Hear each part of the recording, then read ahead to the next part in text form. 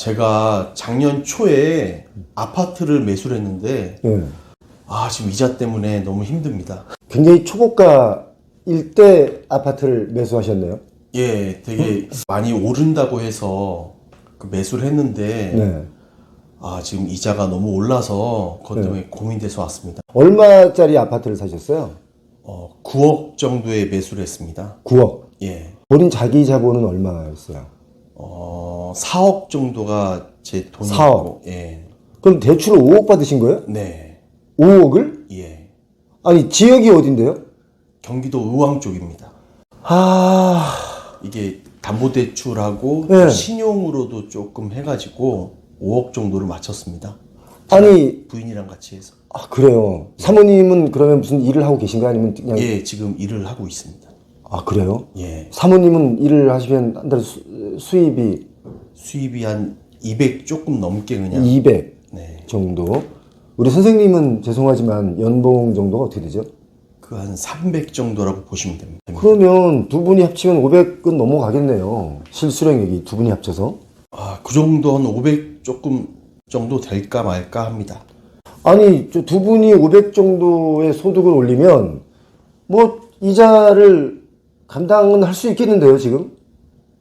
처음에는 좀 감당이 됐거든요. 작년 초만 하더라도. 작년 초만 하더라도 이 금리가 좀 싸서 좀 감당이 됐었는데, 와, 진짜 올해 들어서 이자가 2배가 돼가지고.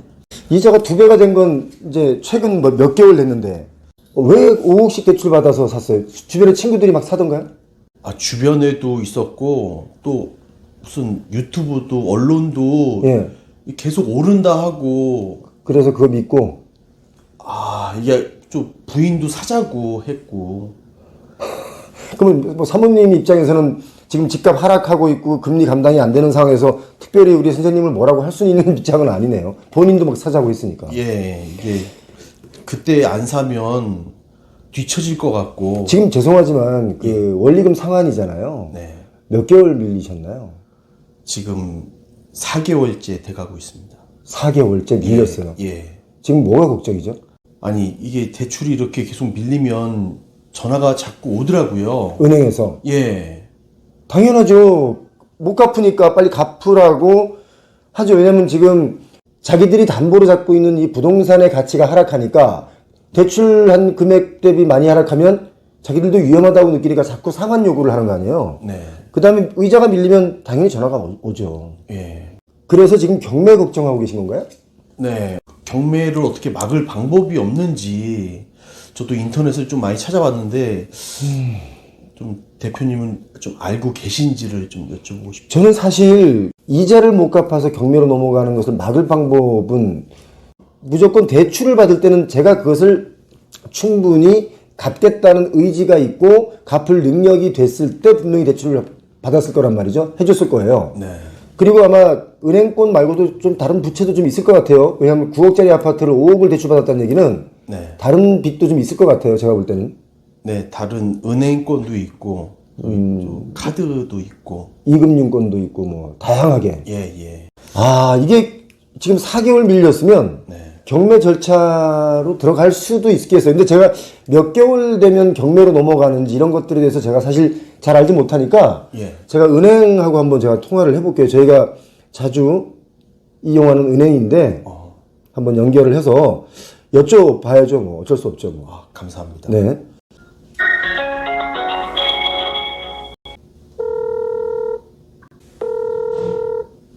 지금 전화를.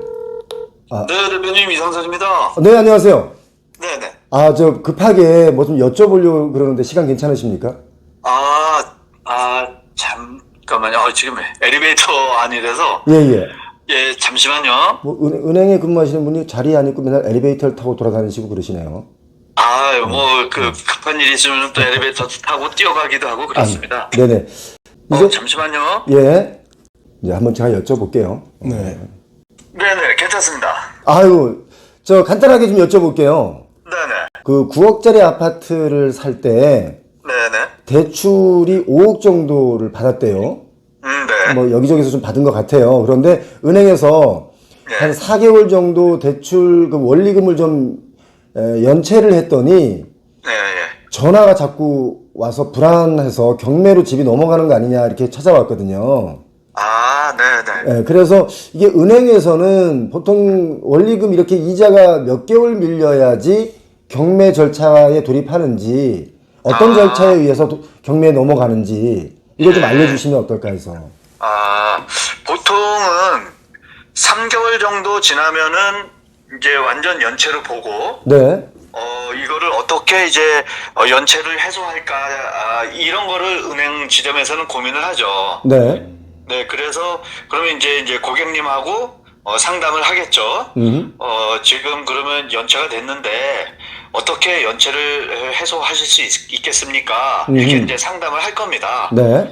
그러면은 뭐 이제 어떻게 해서 내가 뭐 수입이 어떻게 되고 아니면 뭐 다음 달에 뭐 돈이 들어올 게 있고 뭐 이렇게 소득 계획을 이렇게 얘기를 하면서 소득 증빙 같은 얘기를 좀 해주면. 그렇죠. 그러면은 우리가 뭐 기다리겠다. 네. 예, 그렇게 하면서 고객분하고 이렇게 조율을 해 나가죠, 우선은. 어허, 처음에는 그렇게 조율을 하다가 예, 이제 연체 해소가 되지 않고 뭐 4개월, 5개월쯤 되면 네. 뭐 그때까지도 은행에서는 기다려 주시나요? 아니면 뭐 어떻게 되나요? 네, 고객하고 소통이 되면 그 소통을 기반으로 해서 신뢰가 이제 구축이 되고 네. 그거에 의해서 그러면은 연체 금액을 어떻게 갚겠다라고 서로 이제 약속을 해서 은행은 기다리죠.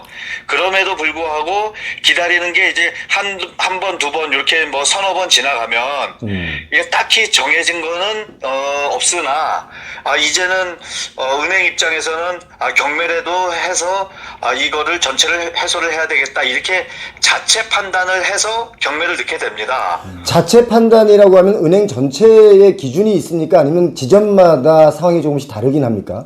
지점마다 다르고 그 지점장이 어떻게 판단하느냐에 따라서 달려 있습니다. 그러니까 책임 소재가 지점장께 있기 때문에 책임을 지지 않기 위해서는 최대한 뭐 빨리 경매로 넘길 수도 있고 네네. 또 고객과의 어떤 신뢰가 쌓인 사이라고 한다면 뭐 좀 더 기다려줄 수도 있고 이런 거겠네요. 네네, 그렇습니다. 그런데 보통 그 신뢰가 쌓인다는 게 이제 연체가 자꾸 되면은 신뢰가 깨지지 않습니까?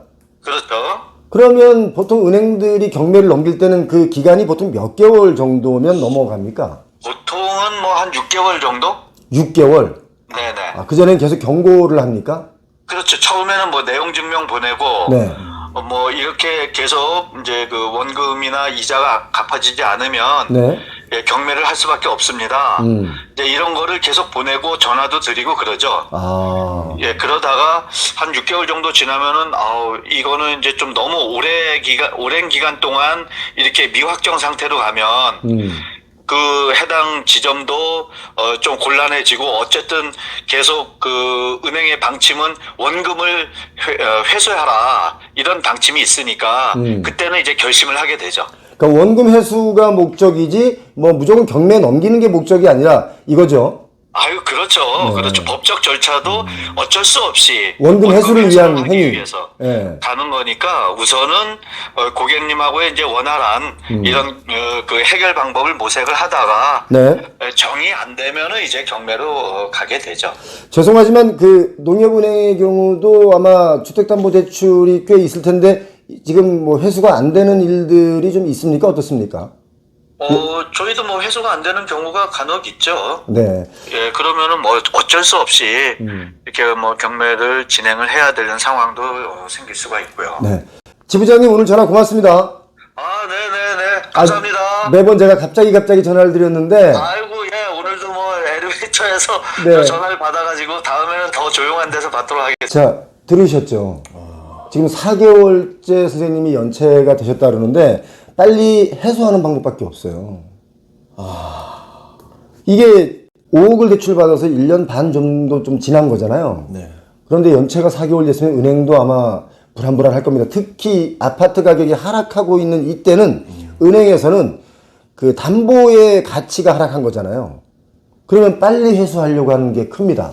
지금 은행 직원이기 때문에 정확하게 말을 다 못한 것도 있을 거라고 저는 보는데 담보 가치가 올라갈 때는 좀 기다려줄 수도 있겠죠. 그거 자체가 신용이니까 가치가. 그런데 지금 아파트 가격이 급락하고 있고 거래 역시 안 되고 있는 상황이기 때문에 아마도 담보가치 하락되어 있는 것을 빨리 회수하려고 하는 게 있을 거란 말이죠. 지금 경매 물건이 사실 많이 나오고 있어요. 이거 선생님 같은 경우도 사모님하고 상의하셔서 원리금을 갚는 게 해소하는 게 아닌가. 근데 좀 뭐 다른 거 줄이면 좀 버틸 수 있겠는데요, 제가 볼 때는. 고정 비용이라고 해야 되나 이거 아이들 학원비부터 식비 그리고 또 양가 부모님한테 좀 보내주는 돈들이 조금씩 있거든요. 아니 양가 부모님께 용돈도 드리고 생활비도 좀 보탰나요? 예, 조금씩 그냥 성의 표시는 하는데 그걸 아 정말 열심히 살아오셨어요 보니까. 근데 이제 집이 막 한참 뛰니까 덩달아 올라타신 것 같아 지금. 네. 지금 방법은 제가 뭐 어떻게 말할 수 있는 단계는 아니고 본인 자본이 4억이란 말이죠. 지금 그 아파트의 거래는 어느 정도, 마지막 거래가 얼마 정도? 뭐 거래가 지금 거의 없는 걸로 알고 있고요. 네. 지금 그 9억짜리가 뭐 7억 얼마에는 찍힌 게 있습니다. 예. 본인도 혹시 집을 내놓으려고 해보셨나요? 예, 지금 내놓은 상태고요. 얼마에 내놓으셨나요? 6억 후반 정도에 내놨습니다. 요 한 8천 뭐 이렇게 7천 정도에 내놓으셨겠네요. 네. 안 나가나요? 문의도 없습니다.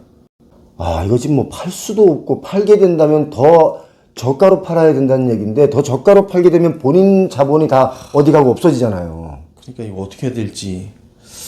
그러니까 제가 볼 때는 지금 뭐 시골에 계신 부모님께도 죄송하고 아이들에게도 좀 미안하지만 학원비나 기타 등등의 뭐 식비나 이런 것도 좀 줄여서 최소한 알뜰하게 버틸 수밖에 없겠다는 생각이 듭니다. 지금 선생님은 집을 파세요.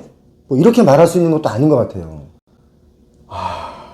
사모님하고 상의하셔서 줄일 걸 먼저 좀 체크를 해보시고 그 가계 지출 포트폴리오를 좀 다시 한번 설정해 보시는 게 어떨까 이렇게 권해드립니다. 뭐 뾰족한 어떤 답을 못 드려서 저희가 뭐 그 아파트를 비싸게 팔아줄 수 있다면 팔아주고 싶네요 지금 마음은. 예, 뭐 여기까지 하는 걸로. 예, 고맙습니다. 예, 감사합니다. 네.